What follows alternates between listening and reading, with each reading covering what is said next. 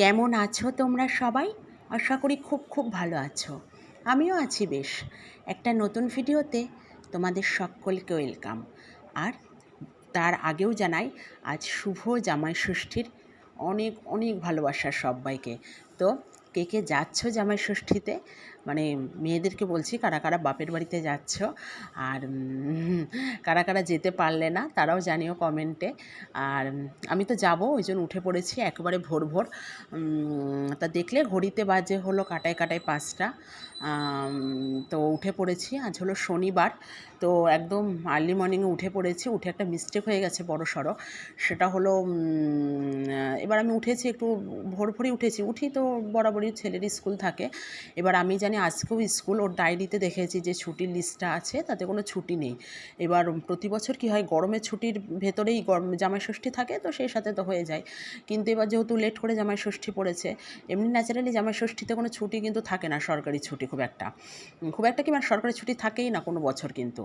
এবার আমি দেখেছি ডায়েরিতে ছুটি নেই, তো আমি জানি শনিবার স্কুল আছে, তা আমি দেখলাম যে যাক স্কুলে হাফ স্কুল আজকে হবে, তারপরে স্কুল থেকে আসলে পরে আমি যাব ষষ্ঠী করতে। যে কত মানে 1-1.5 ঘন্টা যা ক্লাস হয় 1.5-2 ঘন্টা সেটাই ঠিক আছে। আমি না একদম স্কুল মিস দিতে চাই না, আমার ছেলেও দেয় না, ও প্রতিদিন স্কুলে যায়। এবার স্যারেরা মেসেজ করে দিয়েছিলেন যে ছুটি থাকবে, যেহেতু জানে শনিবার এমনি বাচ্চা কাচ্চারা কম আসে।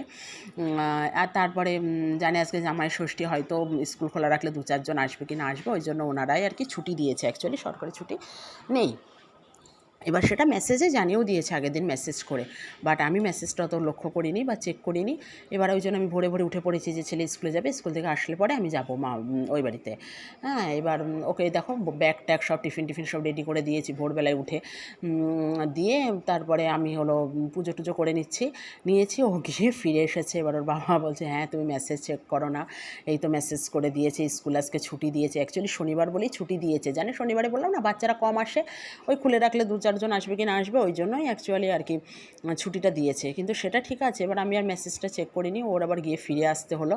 এটাই হলো সমস্যা। বলছে হ্যাঁ তুমি দেখোনি, আমার ছেলেটা ওরকম বকে, আমার গিয়ে বেকার ফিরে আসতে হলো, ওর কথা হলো বেকার ফিরে আসতে হলো। আচ্ছা ঠিক আছে, আমাদের সময় এখন তো মেসেজ ফোন সব কিছু, আমরা যখন পড়াশোনা করেছি তখন তো এই মোবাইল ছিল না।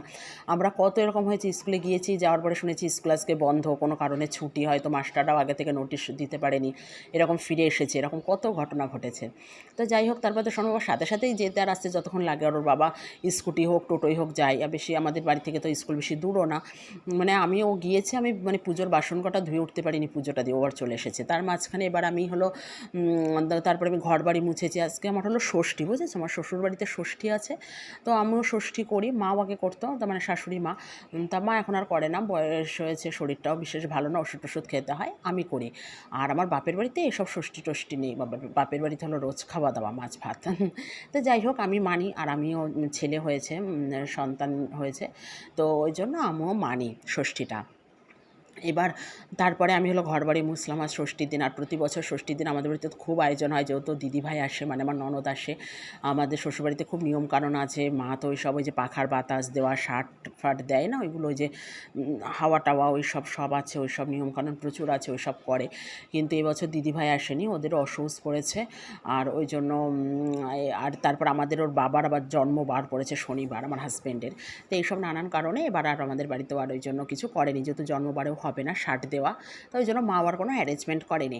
এবার আমিও যাবো ওই বাড়িতে, গিয়ে আমার মা হলো প্রতিবার বাটা টাটা দেয়, আমাদের এইসব নিয়ম আছে, কিন্তু এবার আর বাটা টাটা দেবে না, আশীর্বাদ হবে না, শুধু খাওয়া দাওয়া। মা বললো যাস, আর গরমের ছুটিতেও আমি যেহেতু যাইনি, মা বললো গরমের ছুটিতেও তো তুই যাসনি, ছেলেটার স্কুল বন্ধ ছিল, তাই মা এসে বলে গিয়েছিল যে যাস, ঘুরে আসিস, ওই শনিবারে যাই আবার রবিবারে চলে আসি, জানো না। তো যাই হোক, এমনিতেও যেয়ে থাকতে পারি না কোনো দিনই, ওই যাই দিনের দিন পরের দিনই চলে আসা, কোনো দিনই থাকা হয় না। তো যাই হোক সেটা কোনো ব্যাপার না, ছেলের এমনিও এখন স্কুল পড়াশুনো।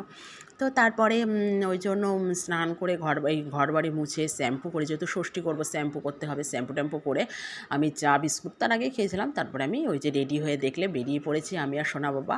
আর সোনা বাবার বাবা কখন যাবে তার ঠিক নেই, ওর বাবার মতন যাই। বিয়ের পর মনে হয় প্রথম বছরটা আমরা একসাথে গিয়েছিলাম, তারপর থেকে ছেলে হওয়ার পর থেকে আমি ছেলে নিয়ে যাই আর ওর বাবা ওর বাবার মতন যায়। তো যাই হোক, আমি অপেক্ষা করি না, ওর বাবার সাথে যেতে গেলে অনেক লেট হয়ে যাবে, কাজের মানুষ প্রচুর ব্যস্ত, আমি আমার মতন চলে যাই, ওর বাবা বাবার মতন চলে যাবে। তো তারপরে দেখলে আমি পৌঁছে গিয়েছি, গিয়ে দেখালাম আমি পুরো ড্রেস ফ্রেস চেঞ্জ করে নিয়েছি, কারণ ভীষণ গরম, গুমোট গরম, আর একদম সিম্পল সেজেছি, আর কাছের থেকে কাছে যাব। আর ওই শাড়িটা পরে আমাকে কেমন লাগছিল সেটাও কিন্তু কমেন্টে জানিও। তারপরে আমি গিয়ে ওখানে খেয়ে নিলাম, দেখলে চিড়ে, মা বললো সকালে আম দই কলা দিয়ে চিড়ে খাও। কলা আমি নিইনি, কলা ছিল, অত কলা ফলা ভালো লাগে না। আম নিয়েছিলাম, দই, রসগোল্লা, চিড়ে সব ছিল। মুড়ি ফুড়ি অনেকে খায়, আমি খাই না, ভালো লাগে না। তো মানে এই দিন আর খাবো না। আর যেদিন দেখবা যেটা খেতে হবে, এই যে আজকে আমি ভাত খাবো না, আজকে আমার চিড়ে মুড়ি লুচি, চিড়ে খই লুচি এইসব খেতে হবে। আজকে কিন্তু আমার চিড়েটা খাওয়ার প্রতি অতটা ভালো লাগছে না। যেদিন এমনি দিন কিন্তু খুব মনে হয় আম দই দিয়ে চিড়ে খাই, সেরকম ব্যাপারটা। কিন্তু যেদিন যেটা হবে সেদিন তোমার সেটা খেতে ইচ্ছা হবে না। যেদিন ধরো তুমি উপোস করবে সেদিন দেখবে বেশি তাড়াতাড়ি খিদে পাবে, এটা নিয়ম, এটা হয়, মানে আমার সাথে তো এটা হয়। অন্য দিন দেরিতে খিদে পেলেও যেদিন উপোস করি সেদিন খুব তাড়াতাড়ি খিদে পেয়ে যায়, উল্টোটা হয়, সেটাই। তো তারপরে আমি খেয়ে নিয়েছিলাম ওখানে, আর ওখানে দেখলাম আমার মা জেঠি পিসি মিলে ওখানে কাজকর্ম করছে। আর আমরা বাড়িতে সবাই একসাথে থাকি, মানে আলাদা আলাদা ঘর বাড়ি হলে কী হবে, খাওয়া দাওয়া এমনি দিন আলাদা হয়, কিন্তু কোনো অকেশন পারপাসে একসাথে হয়।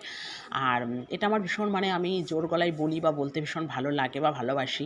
এটা জন্মের থেকে দেখে আসছি, আমার দাদুকে তো দেখিনি, ঠাকুমাকে দেখেছি যে কতটা একসাথে মিলেমিশে সারা জীবন থাকতে। আর আমার বাড়িতে আমার বাবা জ্যাঠা পিসি 3 ভাই বোন, আর 3 ভাই বোনই একসাথে থাকে, মানে আমার বাবা জ্যাঠা পিসিরা। তো একসাথে এক বাড়ির ভেতরে থাকি এবং মিলেমিশে থাকি।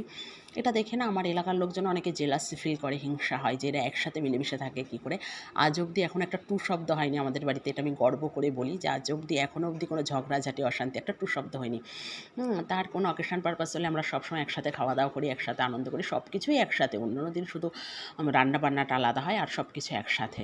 তো সেখানে দেখলে সবাই একসাথে ওখানে কাজকর্ম হচ্ছিলো, খাওয়া দাওয়া হচ্ছিলো, সবাইকে খাবার দেওয়া হচ্ছিলো, এইসব হচ্ছিলো, আর ফাঁকে ফাঁকে কাজও হচ্ছিলো।